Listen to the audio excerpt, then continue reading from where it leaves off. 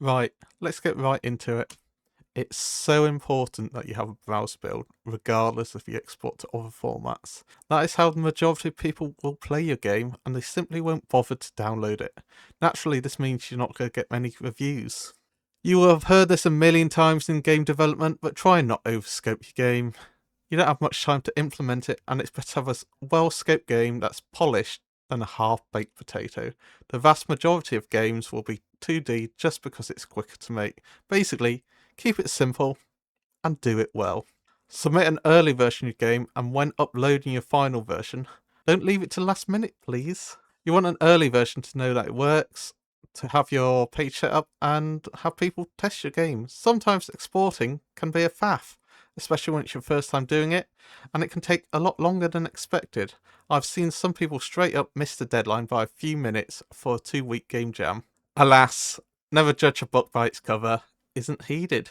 People will judge your game by your itch page and its associated cover art and thumbnail. They will judge your game a lot on just art. Ensure you have a consistent and decent art style and have nice photos on your page. Use versioning. It makes your life so much easier, and it's an important tool to know. It records the changes on your project over time so that when you break your code, you can revert back to a working version. It also stops things like having a million copies of the same files or folders with lots of silly names. You can also stick it on GitHub for easy collaboration, and if your computer explodes. Right, beware and protect yourself against bad eggs. I've seen a game jam where a couple of people one-starred all the games to make their game do better in the competition. This means if you don't have many legitimate reviews, your game results will be skewed badly. I've lost to games that were objectively worse than mine because they had more legitimate reviews, so were less affected. Some of these games weren't even games. But there you go. I feel like I shouldn't have to say it, but don't have an absurdly big game. I saw one chap talking about this game being 70 gigabytes, which was, and is, ridiculous. I wouldn't download it, no one would, and it's bigger than a lot of major games.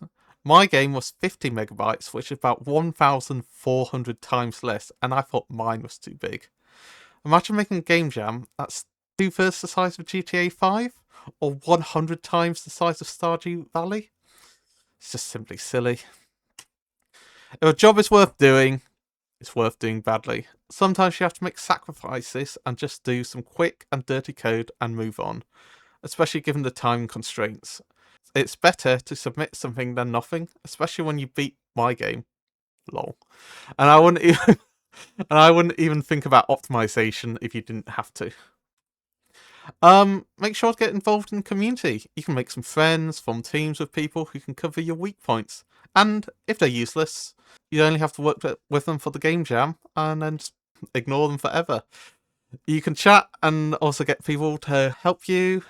You can make agreements with other developers where they will review your game if you review theirs. It's a win-win. Don't worry about someone stealing your idea. They probably won't. And if they do, it's all about execution anyway. How many pizzerias are there in the world? How many platformers? Just do it better than them. Consider using available resources like the community or forming some teams. You can also use assets, assuming you're allowed, and I've listed some on the screen. These will save you time and can really help make your game shine. Remember to follow the licenses associated with them. It's good to reflect on the game jam. What went well that you can do again? What could have been better? Did you get what you wanted out of the jam? And what do you want out of the next one? Thank you. Hope this was useful. And if you think anything important was missed, drop a comment. Please like and subscribe so I feel morally obligated to make more videos. Thank you.